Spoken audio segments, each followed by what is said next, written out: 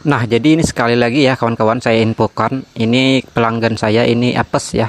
Karena apesnya dia beli LCD sendiri ya. Beli LCD sendiri kemudian minta pasangkan ke saya ya. Jadi seperti itu. Jadi dia berani beli sendiri, dan dulu sebulan sebelumnya itu dia juga tanya-tanya ke saya ya untuk harga-harga LCD merek ini harganya berapa. Kemudian dia save ya, dia simpan, kemudian baru kali ini dia ngantar LCD-nya. Nah, ternyata ini LCD-nya bermasalah kawan-kawan. Maksudnya itu dia salah beli ya tipenya. Nah, ini salah beli padahal konektornya itu sama ya posisinya. Sama itu tidak nah, jadi untuk pemilihan LCD itu apalagi tipe Infinix ya. Tipe Infinix itu banyak sekali serinya kawan-kawan. Kita bisa lihat di fleksibelnya itu dia ada X6511, 6512, bahkan ada juga yang tidak tertulis ya. Jadi kita harus pintar-pintar cermat ya dalam memilih LCD untuk Infinix ya, khususnya karena Infinix itu banyak sekali serinya seperti Hot 10i, Hot 10i Lite, Hot 10i Pro, kemudian Hot 10i apalagi ya, itu banyak sekali. Kemudian yang kita ganti ini harusnya itu saya lihat di Google itu dia Infinix Smart 6 Plus. Jadi dia Smart 6 Plus, bukan Smart 6 ya. Bukan juga Smart 6 HD. Nah, itu kan banyak tipe-tipenya, jadi jangan sampai salah pilih. Nah, jadi ini saya tanya tadi kepada pelanggan apakah dia ada unboxing videonya. Katanya tidak ada ya. Nah, itu sudah wassalam ya kawan-kawan. Baik, langsung saja kita tes ya untuk LCD yang kita pasang ini apakah dia menampilkan atau tidak. Nah, ini cuma layar biru ya, tidak tampil gambar atau tulisan.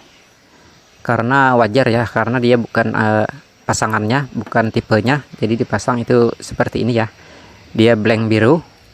Dia biasanya itu ada jalur-jalur tulisan atau gambar itu tidak sama ya. Jadi dia blank biru seperti itu. Nah, ini juga kita tes juga yang aslinya ya seperti apa, apakah dia masih menampilkan gambar atau tidak. Jadi kasihan juga ya pelanggan ini karena dia beli LCD sendiri.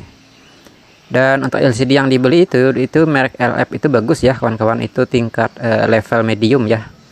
Saya rasa itu level medium itu bagus dan juga pernah saya gunakan ya. Jadi tergantung permintaan pelanggan, misalnya ke saya minta kualitas yang seperti apa, itu kalau kualitas medium itu biasa saya pilih yang LF sini ya, LF, kemudian Sunshine juga bagus untuk yang level medium ya. Nah, nanti kita akan ganti dengan level sedikit di bawah medium ya, sedikit di bawah medium tetapi bukan level yang paling bawah. Nah, karena itu adalah merek yang sering saya gunakan ya, dan terus terang belum pernah bermasalah ya untuk merek itu. Jadi dia levelnya level di bawah medium ya, sedikit, tetapi bukan level yang paling bawah. Nah, kemudian kita lakukan pengerikan lem ya. Pengerikan lem ini harus benar-benar bersih dari framenya. Dan ini untuk handphone ini yang punya cukup keras ya melakukan handphone ini, jadi banyak yang pecah-pecah juga di bagian bibir framenya. Jadi kita harus rapikan itu. Dan karena dia mau cepat-cepat, ini dia mau ke kota ya, ikut seleksi PNS bilangnya. Jadi terpaksa ini saya coak ya kawan-kawan untuk tutup mesinnya. Di bagian konektor LCD dan konektor baterai itu saya coak ya. Jadi kita bisa dengan cepat melakukan pergantian LCD, yang mana ini tutup mesin itu bisa dipasang lebih dulu ya kawan-kawan, seperti ini. Dan kalau tidak buru-buru itu tidak perlu dilakukan coak ya, karena itu tutup mesin itu juga menahan dari terlepasnya konektor ya.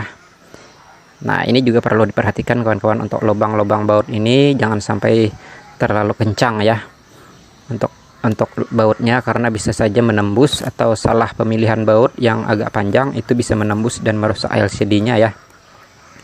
Nah, dia akan kena LCD di bagian bawah sini dan itu otomatis akan rusak ya. Nah, jadi ini yang saya bilang kawan-kawan untuk mereknya. Ini adalah OG Super ya. OG Super ini saya menemukannya sekitar 2 tahun yang lalu itu, menemukan merek ini, dan ternyata sampai sekarang itu saya bandingkan dengan yang sekelasnya itu lebih bagus ya. Jadi kita bandingkan dengan yang sekelasnya. Jadi ini untuk OG Super itu lumayan bagus untuk kualitasnya di kelasnya, bukan kelas yang lebih tinggi ya. Nah, jadi OG Super ini bagus, saya rasa. Dia harganya di bawah LF ya sedikit, tetapi bukan yang paling murah ya, bukan yang paling murah. Nah, jadi ini saya percayakan kepada OG Super, dan kawan-kawan bisa lihat sendiri ya hasilnya seperti apa. Nah, benar kan, ini kita secara praktis pemasangannya, tutup mesin sudah terpasang, baterai terpasang, LCD juga bisa terpasang. Nah, seperti ini tinggal kita kasih karet ya nanti. Jika benar-benar sudah fix, ini sudah normal, kita harus uji coba ya, itu gambar-gambar tulisan, kemudian sentuhnya di bagian-bagian mana, sudut-sudut mana itu harus normal ya. Kemudian kita tes juga untuk volume dan nada deringnya juga kita harus tahu ya, dan jangan lupa itu untuk pengecasan harus dites juga, karena bagian konektor bawahnya itu adalah untuk pengecasan, untuk speaker bawah, untuk mic juga ya, mic untuk bicara. Nah, jadi saya rasa ini normal ya kawan-kawan, tinggal kita lakukan pengeleman secara permanen ya. Nah, nanti akan saya perlihatkan cara mengelem secara permanen seperti apa prosedurnya. Ikuti terus ini kawan-kawan, karena ini secara detail ya, dari A sampai Z ini saya perlihatkan prosedur yang saya lakukan selama ini. Nah, jadi untuk Infinix harus diperhatikan ya kawan-kawan, ini ada tipe serinya, nomor serinya. Jangan sampai salah beli ya kalau mau beli sendiri. Kalau masih bingung, itu lebih baik percayakan kepada teknisi saja ya untuk membelinya. Nah, jadi dia ada nomor-nomor serinya. Nah, ini yang salah beli tadi ya, dia Infinix Smart 6. Nah, harusnya dia Infinix Smart 6 Plus. Nah, seperti ini kawan-kawan. Oke, kita tinggal lakukan pemasangan lem ya. Kita lakukan pengeleman secara permanen.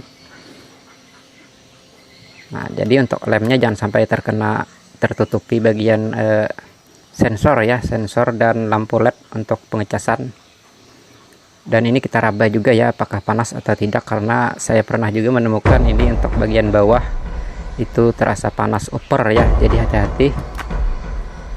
Nah, ini kan belum dilem. Jika kawan-kawan mempunyai masalah dengan LCD, itu bisa direturn ya, karena belum dilem. Nah, sekarang kita lem ya, karena sudah fix ya, normal. Tetapi perlu diingat, itu biasanya saat kita ngetes itu normal, kemudian saat kita ngelem itu ternyata setelah dilem itu ada sedikit bermasalah dengan LCD.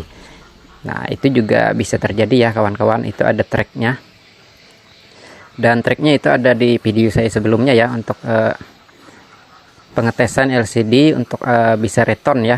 Nah, di situ ada. Nah, kemudian lem yang saya pakai ini adalah merek yang kedua ya. Untuk lem yang merek pertama dulu itu juga bagus ya, tetapi saking bagusnya itu mungkin ada yang memasukkan ya, jadi sehingga saya mengalami kendala pada pemasangan LCD ini, itu tidak bertahan lama ya, dia terlepas di bagian pengelemannya. Jadi saya berubah untuk merek LCD-nya. Nah, jadi ini untuk LCD yang cukup besar ya, kita harus lakukan ekstra pengeleman, itu agak sedikit lebih banyak dari biasanya, karena ini LCD-nya cukup besar, 6,8 in ya, 6,8 in. Nah, seperti ini. Oke, simak terus kawan-kawan.